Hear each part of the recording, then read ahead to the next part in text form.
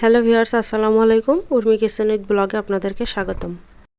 কলিজা রান্না করেন কিন্তু তিতো লাগে, আষ্টে গন্ধ লাগে, খেতে পারেন না? আমার এই টিপস ফলো করে একদিন রান্না করে দেখবেন, আর তিতেও লাগবে না, গন্ধও লাগবে না। তার জন্য কলিজাটাকে আমি এরকম বড় বড় পিস করেই নিয়েছি। সিদ্ধ করার পরে তারপরে কেটে নেব। এরকম 2 টুকরো করে গরম পানির ভিতরে দিয়ে দিয়েছি। কলিজাতে যত নোংরা থাকে এই গরম পানির ভিতরে দিয়ে নিলে সব নোংরা বের হয়ে যাবে। এই যে উল্টিয়ে পাল্টিয়ে আমি এখন সিদ্ধ করে নিলাম, কারণ রক্ত নোংরা যেসব পানি আছে এরকম সিদ্ধ করে না নিলে বের হবে না। আমি 8 থেকে 10 মিনিট ভালোভাবে সিদ্ধ করে নিয়েছি, তারপরে উঠিয়ে নিলাম। এখন খুব ভালোভাবে ঠান্ডা করে নিয়েছি। ঠান্ডা করার পরে এই যে কলিজার গায়ে এরকম পর্দা মতো থাকে, এগুলো হাত দিয়ে আলতো হাতে উঠিয়ে নিলাম, কারণ পর্দাগুলো যদি থাকে রান্না করার পর মশলা ঢুকবে না। পর্দাটা উঠিয়ে নেওয়ার পরে আমি এই কিউব করে কেটে তারপরে খুব ভালোভাবে ধুয়ে নিলাম। এই যে দেখাচ্ছি আমি কিরকম সাইজ করেছি। আর খুব বেশি বড় বড় করে কাটবেন না, বেশি বড় করলে মশলা যাবে না, ছোট করে কাটলেই বেশি ভালো হবে। এরপর আমি রান্না করব, তার জন্য কড়াইয়ে দিয়ে দিয়েছি তেল, আর দিয়ে দিলাম গোটা গরম মশলা আর পেঁয়াজ কুচি। পেঁয়াজ কুচিটা একটু বেশি পরিমাণে দিয়েছি, 1 মুঠ পরিমাণ। তারপর দিয়ে দিলাম তেজপাতা। এগুলো একটু কিছুক্ষণ নাড়বো, 2-3 মিনিট মতো।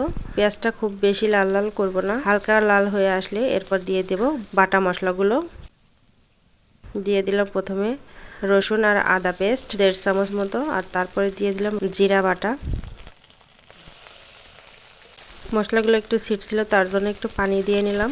এরপর দিয়ে দেব গুঁড়া মশলাগুলো। প্রথমে দিয়ে দিচ্ছি আমি হলুদ গুঁড়া,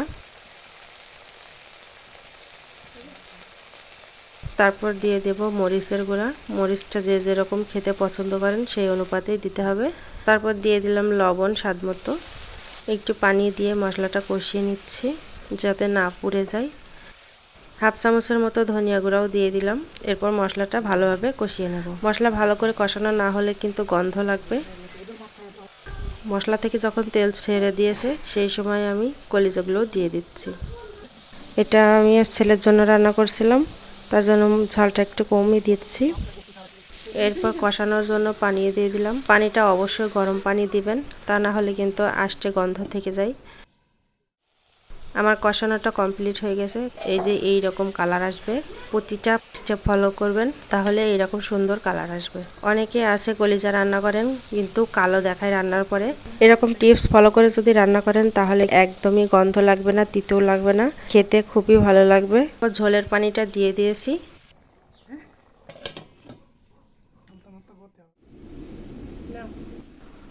এই তো আমার রান্না হয়ে গেছে, এখন আমি এটা নামিয়ে রাখবো। অনেকে কলিজা রান্না করে খুব কালো লাগে। আগে থেকে যদি এরকম সিদ্ধ করে রান্না করেন তাহলে কিন্তু একদমই কালো হবে না, কালারটা ঠিক এইরকম আসবে। কেমন লেগেছে কলিজা ভুনা রেসিপিটা অবশ্যই জানাবেন। ধন্যবাদ সবাইকে ভালোবাসা দিয়ে পাশে থাকার জন্য।